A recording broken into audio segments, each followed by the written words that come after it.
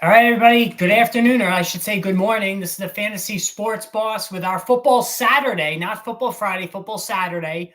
I wasn't able to do the Football Friday live stream yesterday because I had a game, but that game ended up being canceled because I don't know if anybody's heard or lives in New York in the tri-state region. I live out on Long Island. The rain has just been absolutely insane. New York City got something like 9 inches of rain yesterday, which is just staggering. The airports were closed. It was flooding all over the place. And on Long Island, which is where I coach, we went all the way out to the venue for the game, and then they called it because there was lightning in the area. So we're playing tonight at 6 o'clock. But I wanted to get the stream in for today for the fantasy football week 4. Hopefully everybody got off to a decent start to the week. If you had David Montgomery, you certainly did. And if you played David Montgomery, you certainly did. We'll touch on that briefly. Also preview the games, go through the final injury report, and also give you my picks for week 4. Of course, before I go any further, make sure you hit that subscribe button and the notification button. Tomorrow, like usual, very busy day. Double streams in the morning for 11 o'clock Eastern time, and then to wrap it all up tomorrow evening. Of course, any injuries that take place or any big developments that take place during the day, there'll also be added videos as well. Make sure, you guys post all your questions as well in the chat, and I'll try to get to as many as I could. So the poll that I put up about Mike Evans. So we get the rivalry renewed tomorrow with the Tampa Bay Buccaneers, facing the New Orleans Saints. And, then we're going to get the rematch, if you will, of Mike Evans, going against Marshon Lattimore. Of course, Evans got suspended for a game for slugging Lattimore last season. There's a long rivalry between those two. And this is a rivalry where Lattimore is pretty much dominated. So Evans, if you're a Mike Evans owner, it's probably going to be rough sledding tomorrow. That's why Michael Thomas is one of my To the Moon players this week. We talked about that the other day, and I feel even more strongly. If you're in a DFS, Michael Thomas, to me, is almost a must-add. Another DFS guy to take a look at, too, on the Cleveland Browns, with Deshaun Watson questionable. He's it's not looking great, at least in terms of Watson. I know he said he was going to give it a go. He spoke to the local media and said he's going to be out there, but he hardly did anything in practice all week, only attempted one throw Friday in practice. And now they have the kid, Dorian Thompson behind him, who's a big runner, in the Justin Fields mode. So if you're doing DFS tomorrow, DFS probably is somebody that, Dorian Thompson rather, is somebody that I would take a look at. We'll touch on all the games. And like I said, I'll give you my picks and everything. Austin Ekeler is doubtful. So Ekeler probably going to miss tomorrow, just like I suspected all along. There's no reason to put him out there, honestly. I mean, they're taking on a Raiders team. Jimmy Garoppolo still has to pass the concussion protocol. But Josh Kelly, again, Josh Kelly has a really good matchup, but, certainly I have some, war wounds having started Kelly last week and staring at, a little bit more than 2 points, which was, a horrible performance by him, which was another plush matchup. But Austin Ekeler, the bye, after the bye in week 5, he should be good, ready to go week 6, coming back from that dreaded high ankle sprain. We still don't know yet about Saquon Barkley. He's been limited all week, so at least there's a chance. Deebo Samuel, extremely limited all week, but the idea there is that they're resting him up for the game. They don't really even need to play him because they're taking on Arizona. It's a little dicey for him as well. Should I start pick 2, Barkley, Kelly, or Pacheco? Fran, don't start Joshua Kelly. He's just not that good of a player. So I would even go Matt Breida over Josh Kelly if you're waiting on Barkley. Jameson Williams worth picking up. I would say Jameson Williams is worth picking up, but the development of Sam Laporta is going to make him the clear third target, of course, behind Amon-Ra St. Brown as well when he does return to the field. And Jameson Williams, a lot of talent, but, he's got a lot to learn. He's hardly played since being drafted prior to last season. So there's going to be a learning curve for him as well. And of course, we got to see what happens with Jonathan Taylor. The assumption all along is he would return to the team week 5 and suit up. But now we're hearing that it might take him a couple of weeks to ramp up before he's ready to play. So Zach Moss owners might get a little extended time there with him, and he's been good, Zach Moss. I think Pacheco and Addison is too much for JT. No, I think that's fair. I mean, JT, whether it's with the Colts or, whoever, and that, it's funny because the rumor was always Miami, and look what Miami's doing on the ground now with a Shane or a Chan, whatever you want to call him, and Raheem Mostert and Jeff Wilson, who hasn't even come back yet. So I think that door is closed, at least as far as JT going to Miami. Cleveland remains intriguing because they do need a running back. I know they signed Kareem Hunt, but he's already got 2 injuries coming off of his debut. Would you drop Pacheco for Harris? Someone sent him to waivers. Now, I mean, Pacheco's doing really good. Like, not really good, but he's been solid. Like, and he's getting targets. He didn't have targets last year, but he's getting targets this season. So I wouldn't just cut Pacheco. So Justice Hill is going to play. Melvin Gordon also will be in uniform from the practice squad. So, Gus Edwards, good to go. This is one big mess again. And there's a team that could use JT, right? I mean, that might even be the most obvious landing spot for Jonathan Taylor, the Baltimore Ravens, who have designs on going back to the playoffs. This is a perennial playoff contending team under John Harbaugh. There's been stops and starts with the offense so far under Todd Monken, but Jonathan Taylor certainly could be in play there. Let me just finish going through the injury report. DK Metcalf fully practiced on Friday. So DK Metcalf is one of those guys who appears on the injury report quite often, but he always plays, right? And Deebo Samuel has done that as well. There's some guys that are just always on the injury report and fight through it, right? So DK Metcalf, one of those guys, he's not going to have any issues, I don't think, this week. JT to the Rams, it could happen. And again, I keep saying, don't go crazy with Kyren Williams, guys. Try to sell high on him because he's just not as good as people think he is. Really need 2 running backs, Roschon Johnson, Chuba, Breece Hall, Jalen Warren, Charbonnet, Breida, or Kelly.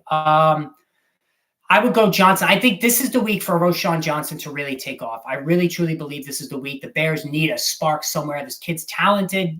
Herbert is a good complementary back, but he's just not a starter. We know how limited Donta Foreman is, so I think this is the week for Roschon Johnson. Miles Sanders has a groin issue again. He's been battling this since the summer, so we have to watch his status. If he doesn't go, I would play Chuba Hubbard. Breece Hall, very, very talented player, but they're still using Dalvin Cook more than half of the snaps, and this is a tough matchup against the Chiefs, where, again, the running game is probably going to get away from the Jets. They're going to be playing from behind quickly in this one. Start Lawrence or Stroud this week. I still would go Lawrence. But we do need to see him get on track, right? I mean, it's time now. Let's go. Traded Christian Kirk and Ferguson for Christian Watson. Good trade. Also now I own Dobbs and Watson. Now I would hold Dobbs. Listen, Dobbs has been really good, George. I think you probably should have kept Kirk and Ferguson. I mean, Watson, I'm not a fan of Watson. This is the wrong person to ask about Christian Watson. I'm just not a fan of his. He's always banged up. He's either to the moon or to the gutter. Like, there's just no consistency with the guy. Most of his points came in 4 games last season. So I do like Romeo Dobbs, very talented player out of Nevada. Should have been drafted higher. Has a nice thing going at Jordan Love, which we heard about in the summer. So I think Dobbs is the hold, and I think Watson is the sell. Trying to trade Kyren and Swift for Mark Andrews. Yeah, that's a good move. DeAndre Swift's another sell high. I talked about that in the video the other day. And bench T-Law for Love this week. What a ride. Yeah, I mean, listen, Love, it was some garbage time production. He's getting touchdowns, right? He's running them and throwing. He's running them in and throwing them. So, he's doing the job from a touchdown standpoint, but not the completion percentage and consistently moving the ball. College football Saturday. Yeah, Rain, it's not a great schedule, though. I mean, we have Duke and Notre Dame, Alabama. It's just not the best week. Last week was a blockbuster week, no doubt about it. I think that was the week for college football for sure. All right. Do I sit Deebo Saturday? If so, then I'll move Josh Palmer to wide receiver position. Yeah. I mean, I think he's going to play Deebo, but we'll have to see there. But either way, that's a good fallback that you have there. Start 2, Ridley, Tank Dell, DJ Moore, Palmer. I would go the first 2 there. Delagizi. Akers, Algier, Sanders, and Stevenson. Which 2? I would go Stevenson. I know there's a revenge angle, though, for Ezekiel Elliott. I think he's going to get a decent amount of carries. And I would go Miles Sanders. So, that's how it would look there. Yeah, value QB does seem to be working well this season. CJ Stroud, chief among them. And again, the comeback of the pocket passer after crashing and burning last season, that's been a thing with Tua Tagovailoa, Jared Goff, right? I mean, these pocket passers are making a comeback in fantasy. Listen, Love has his drawbacks. He's not accurate, South. He's just not accurate. And that's what we need to accept with Jordan Love. And it's still his first season starting. Yeah,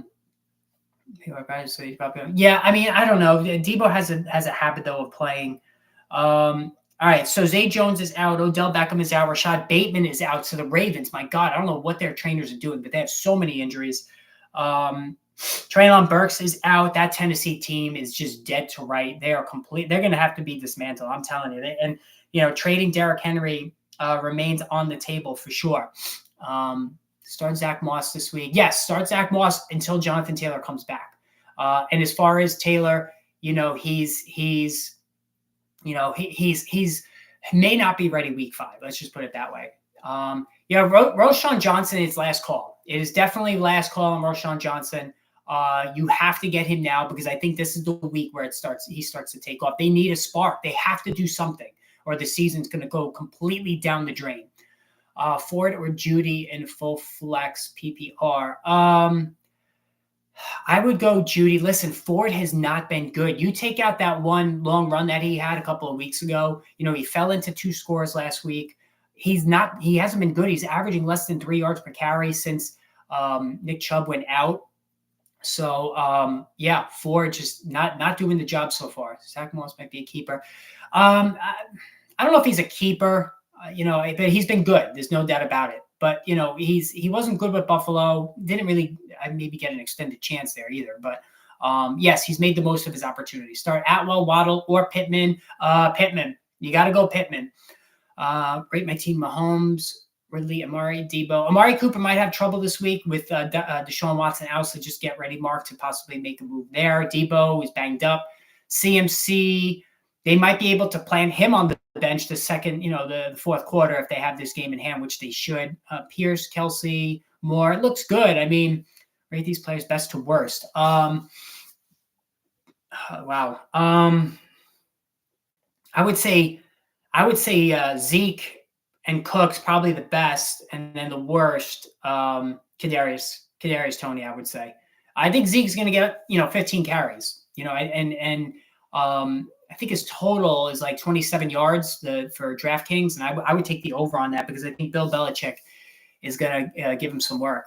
Game plan for Chicago: run heavy QBs, running and passing. Listen, I like DJ Moore. He just doesn't have a quarterback ever. TJ, I got to go Nico Collins there. I think he'll have a comeback game. Addison or Garrett Wilson this week. Addison. No Jets. Definitely no Jets. Fields or Burrow. Definitely Joe Burrow. I think this is the last week that you're going to get a decent line for the Cincinnati Bengals. And that leads me to my pick. So I looked hard at the pick. So I'm 500 coming into this week.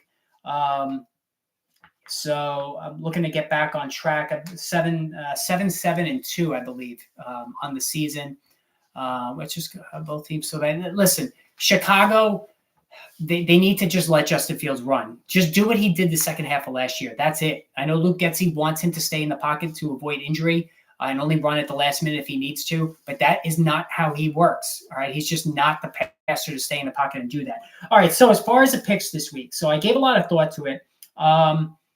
The first one is Jacksonville. So Jacksonville has the game tomorrow. I think it's an ESPN Plus exclusive. I don't think it's on any television networks. If I'm wrong, let me know.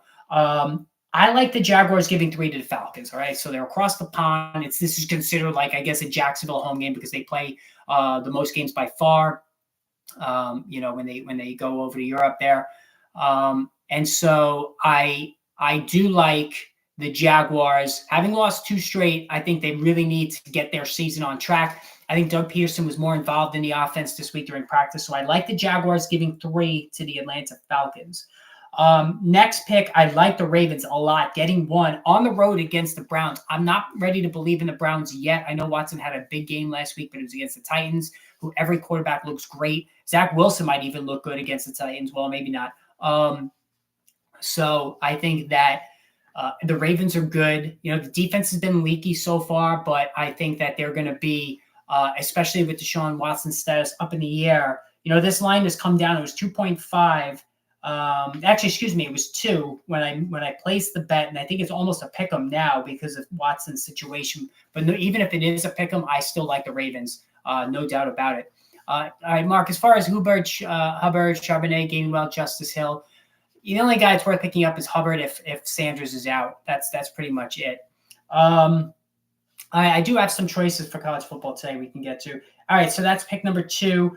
I do like the Bengals giving 2.5 to the Titans. All right, so you know the Titans. This spread should be more like like 4.5, right? The Titans are just not any good, and I know the home underdog angles that play here, and I tend to avoid these home underdogs. But the Bengals, Joe Burrow got on the same page with Jamar Chase last week. It was better. I think that the Bengals are ready to get this season going now, get it back on track, and I think they're going to show up here and have a really good game. The passing offense, especially against this awful Titans secondary, I think the Bengals are going to come out on top in this one. So lay the 2.5 points. So that's 3. I went back and forth on this one. I like the Giants. Listen, the Giants are home dogs. They don't play well in prime time. That's the problem. Daniel Jones, I believe, is 1-11 in primetime games, which is just like as bad as can be, right? But they're home underdogs.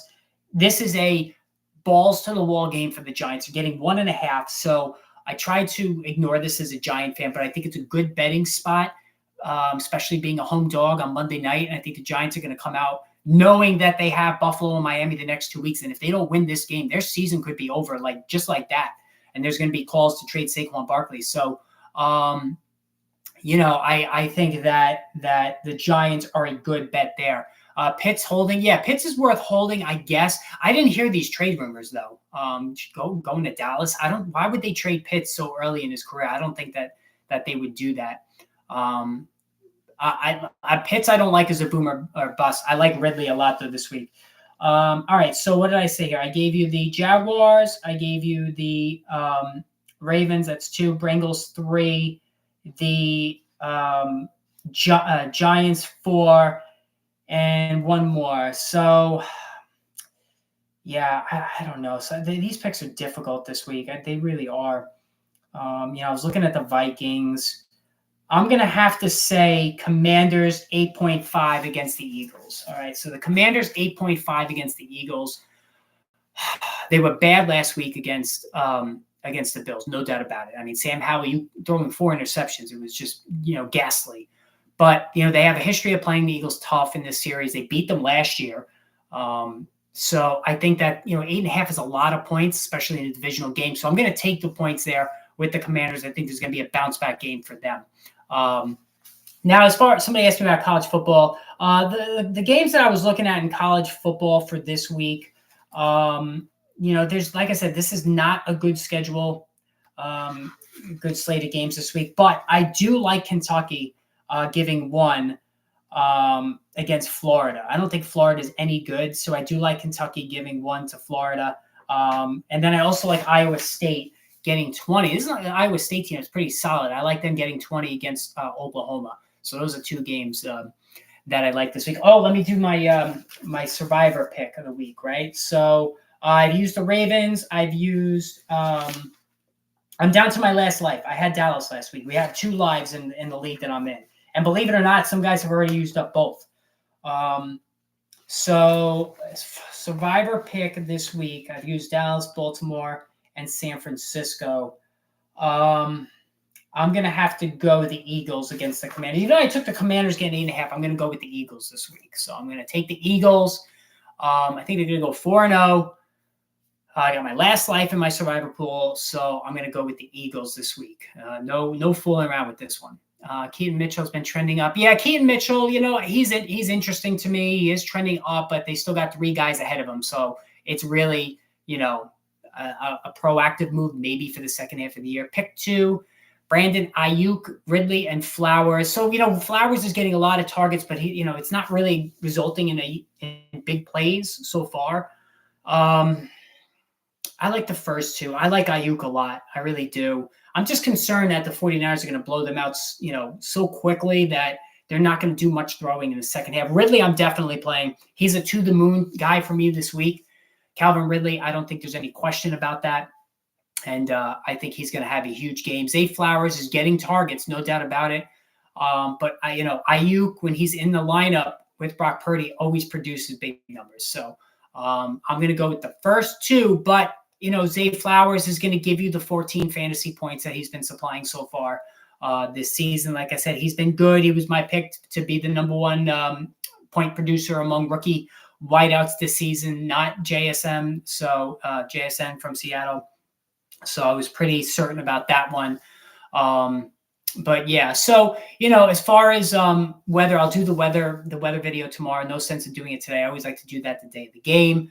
Same thing with the handcuff running back strategy. I still think Tyjae Spears, though, is a big potential get as a handcuff running back because I don't know how much longer the Titans are going to allow this to go on until they start, until they finally throw in the towel on the season. And maybe they do start listening in on possibly trading Derrick Henry. I don't know how much interest there may be for, a 29-year-old back with all that mileage on him that he has already, but it could happen. Projection for Ridley is 6 against Atlanta. I don't know. Atlanta defense was good. Yeah, I mean, they're solid. This is a good team, right? Other than the quarterback. Doug Peterson knows, he hears everything, right? Doug Peterson he ran this offense last year. They're going to scheme it to Ridley this week, just like the Eagles did to A.J. Brown last week after he had a very quiet week too, and he popped off about it publicly. I think they're going to scheme Ridley a lot this week. All right, so Zay Jones is out. Christian Kirk, again, is a wide receiver 3 star. And, of course, Evan Engram is doing his thing as a underneath guy. But I think Calvin Ridley is set for a big game. Fields is surely to boom this week because I benched him for love. Yeah, that's usually how it goes, right? And I sat there and saw David Montgomery has 34 points. On the bench. I just, I went with Connor and I went with Pacheco. So, I mean, crap, 3 touchdowns, really?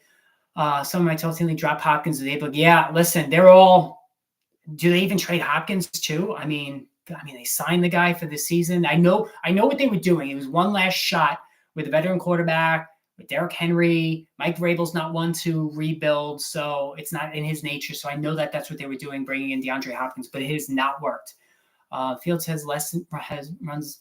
If Fields runs, then Roschon Moore could be bust. Yeah, listen, the whole team is bad. The whole offense is bad right now, no doubt about it. So didn't get a chance to address the David Montgomery situation. And obviously, if you're a Jahmyr Gibbs owner, you're incredibly disappointed. But I had warned all of you that when Gibbs was going into the 3rd round of drafts late August, it was not a good investment. So far, it's been a sunk cost, right? He's a flex only, which is amazing when you consider how aggressively people went after Gibbs. So, but again, the writing was on the wall for me. All right. They signed David Montgomery to a 3-year deal. Now we know what David Montgomery is, right? He's, less than 4 yards per carry. He doesn't create on his own. He just doesn't have that speed. Takes him a second or two to get to top speed, and that often results in him being stuffed at the line of scrimmage. But he catches the ball well. And here's the thing, too. He had 2 catches for 20 yards. He caught a lot of passes in college at Iowa State. And Jamal Williams wasn't used at all in a passing game with this team, and he had 17 touchdowns on the ground. I think David Montgomery is going to be right there in the NFL as the NFL leader in touchdowns on the ground. But I think he can catch 30 passes, right? So you combine that with all the touchdowns, and David Montgomery is a very strong running back too, and this is not going to change. The Lions are winning this way, all right? And Gibbs is going to remain just a, 30% snap share guy. So Andrew Thomas not playing for the Giants, the left tackle against the Seahawks. That just came down. So he has been that good, David Montgomery, in terms of capitalizing on his opportunities. They're always going to give him the ball around the goal line. They don't trust Jared Goff, right? Goff is prone to making mistakes down, close to the goal line there, throwing interceptions and whatnot. Doesn't make the best reads. But David Montgomery is capitalizing on all of his opportunities right now. So, and like I said, he can be used in the passing game, unlike Jamal Williams. So, again, it's very frustrating for Jahmyr Gibbs, but the writing was on the wall, and I tried to warn everybody at the end of the summer. I'm on record here multiple times having said that. But, I understood the allure was there because, oh, wow, he's going to catch 60 passes, right? And that could still happen, right? It definitely could still happen. Gibbs is super talented. We see it, when he gets the ball, he's 0 to 60 in a flash, right? And as far as where I'd rank Montgomery the rest of the season, he's a strong running back too. He is a top 15 guy. I don't think there's any question. There's going to be those days though where he gets 15 carries for 50 yards, right? He's not an electric runner. We know that.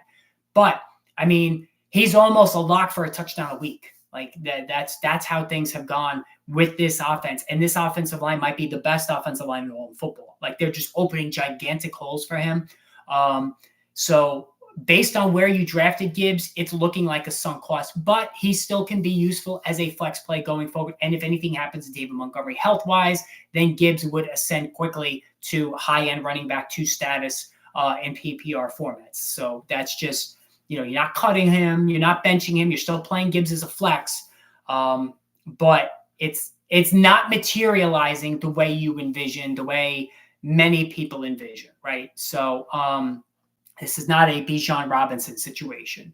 All right. So Bijan Robinson, after that first week where Tyler Algier was involved, he's already quickly pushed him, by the wayside, in terms of workload. I'm trying to see anything on Saquon. That's the problem too when you have these Monday night games and somebody like Saquon Barkley. Is he going to go or not? Is he going to be on a snap count? And that Aaron Jones, snap count bullshit really hurt a lot of people. I mean, myself included. 2.5 points I think he ended up with. 1 catch for -4 yards.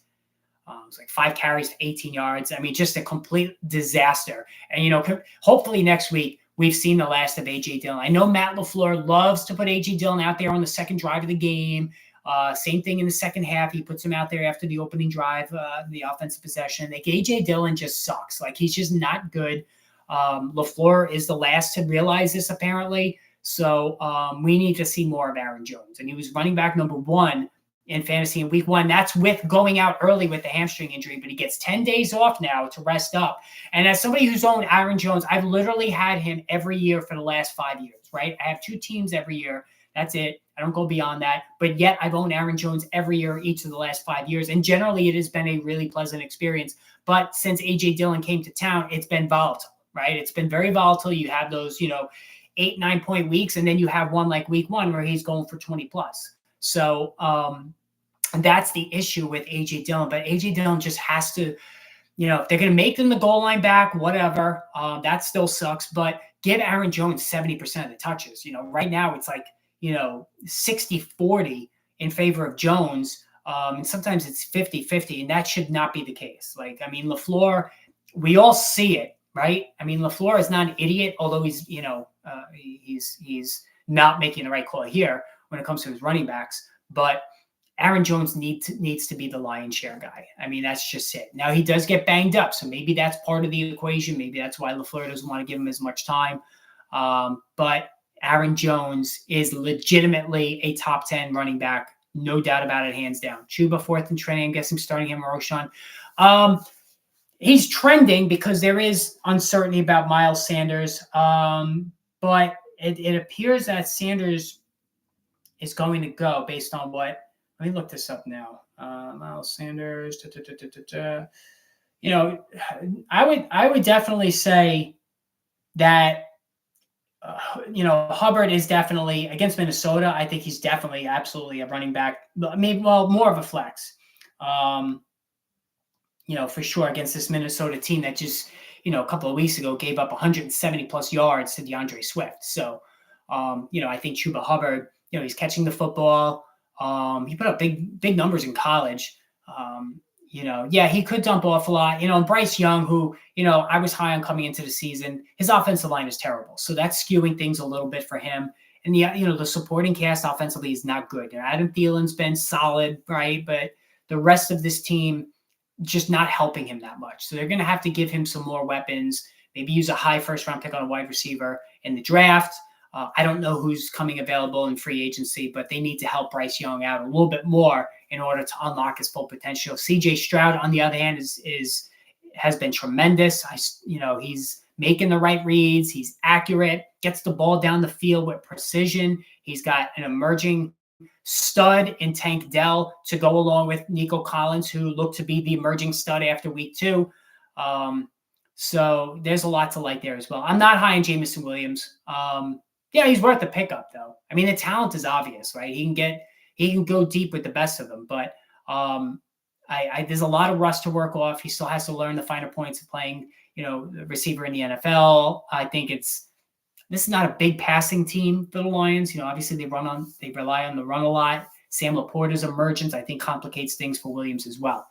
Barkley game time decision. Yeah. All right. So game time decision. There you go. So unless you have Matt Breida, you're benching him. You can't take that chance, right? So that's the problem you have to deal with Saquon Barkley being a game time decision. So this, and even if he plays, how many snaps is he going to get? So it's just more of the same with Saquon Barkley. Yet another season marred by injury, unfortunately. So, but anyway, so, all right, guys. So I think I'm going to end it here. I do have a game later on today. Tomorrow, like I said, 11 o'clock Eastern time, tune in for the stream. Then going to have to wrap up at the end of the day, bring all your questions, last minute, lineup issues, all that other stuff. And we'll go from there. So hopefully you have some better weather than we have here in New York. Try to enjoy the Saturday, watch some college football, enjoy, and I will chat with all of you guys tomorrow. Take care, guys.